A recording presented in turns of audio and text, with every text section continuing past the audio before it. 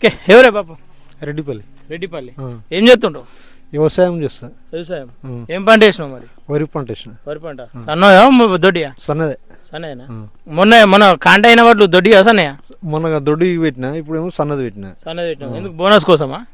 ఇక బోనస్ కోసము, అన్నిటి కోసం, ఇక తిననిక బోనస్ కోసం. మరి ఇప్పుడు రేవంత్ రెడ్డి మొన్నటిదాకా 10,000 వస్తుండే, రెండు సార్లు గ్యాప్ ఇచ్చిండు పైసలు రైతు భరోసా చేసుడు.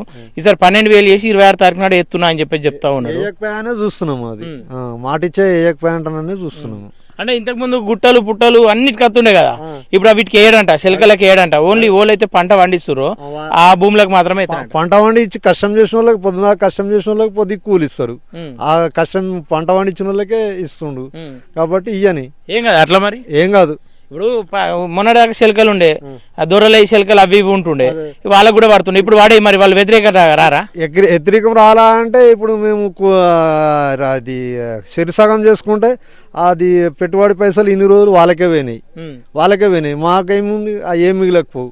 ఇప్పుడు రైతు భరోసా రైతులకు పెట్టుబడి వేస్తుందంటే నయమే. ఇప్పుడు నయమే. ఇప్పుడు మరి కూలి రైతులు ఉంటారు కదా, మనం కౌలు కట్టుకుంటారు, పాలు కట్టుకుంటారు, వాళ్ళకు కూడా 12,000 ఎత్తా అంటుండు. ఏం కదా? వేయాలి, వాళ్ళకు కూడా వేయాలి.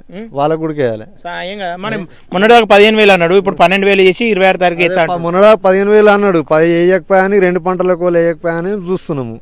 ఇక ఇప్పుడు వేయని వేస్తే ఆడ ఉన్న బడ్జెట్ను బట్టి వేస్తాడు. ఇక సంవత్సరానికి ఇంత, 6 నెలలకి ఇంత పెంచుతుంటే నయమే. ఇక నయమే. మరి రేవంత్ రెడ్డి ప్రభుత్వం మీద నీ అభిప్రాయం ఏంది? రేవంత్ రెడ్డి అప్పుడైనా కాంగ్రెస్ మంచిగానే ఉంది, ఇప్పుడైనా కాంగ్రెస్ మంచిగానే ఉంది. మంచిగా లేదంటారు కదా, రోడ్ ఎక్కుతారు కదా. ఇప్పుడు మీ ఎమ్మెల్యే ఉండు, బీఆర్ఎస్ ఎమ్మెల్యే కదా మీకు? టీఆర్ఎస్ ఎమ్మెల్యే పని చేస్తుండు కదా ఆయన మంచిగా. ఈ ఓలే చేస్తుండు, ఏం చేస్తుండో ఏం తెలియదు. ఏం చేస్తలే, ఏం చేస్తుండు? ఇంతకు ముందు ఏం చేయలేడు? ఇంతకు ముందు కూడా ఏం చేయలే ఆయన. ఏం చేయలే. వాళ్ళు ఏమని చెప్తారు, మేము ఉన్నప్పుడు రైతులను కళ్ళలో పెట్టుకొని చూసినాము. అందరికేసిండు, చెట్టు గుట్టలకు, దొరలకు, బిర్రలకు అందరికేసిండు కేసీఆర్.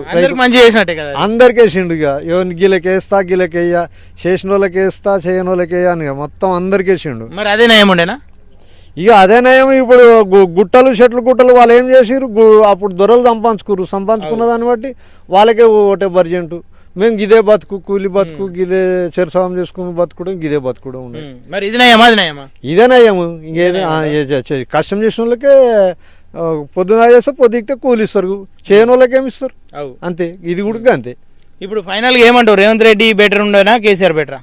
ఇదే రేవంత్ రెడ్డి బెస్ట్ ఉండు. కేసీఆర్ వచ్చిన నుంచి రైతు బంధు పుట్టింది అన్ని. కానీ వైఎస్ వచ్చినప్పుడు కూడా రుణాలు ఒక్కసారి మేము కట్టలేని పరిస్థితులు. అప్పుడు వర్షాలు లేవు, ఏం లేవు. లేకపోతే అప్పుడు చంద్రబాబు నాయుడు సీఎం ఉండే. అక్కడ ట్రైన్కి పోయి హైదరాబాద్ మేడ్చల్లి అయ్యా రా సద్దులు పట్టుకొని ఎగబడితే ఆడ దొరుకు, లేకపోతే ఇంటికి వస్తుండే. ఆ రైల్లో టీసీలు పట్టుకపోయి లోపలేసి మళ్ళీ 5-10 దోబుదురు. తినబోతే తిండి లేదు, కట్టబోతే బట్టలేదు. అప్పుడు 9-10 ఏళ్ళు ఆడ నుంచి వైఎస్ వచ్చినట్టు ఒక్కడేసారి రైతు రుణమాఫీ ఒక్కడసారి రద్దు చేసి పడేసిండు. రూపాయి కిలో బియ్యం పెట్టిండు, కరెంటు పిరి పెట్టిండు బోర్లక్కడ. నేనే పెట్టిన అంటుండు కేసీఆర్ ఎందుకు పెట్టిండు? అది వైఎస్ పెట్టిండు. రోజుకొక్క రూపాయి బోర్కు.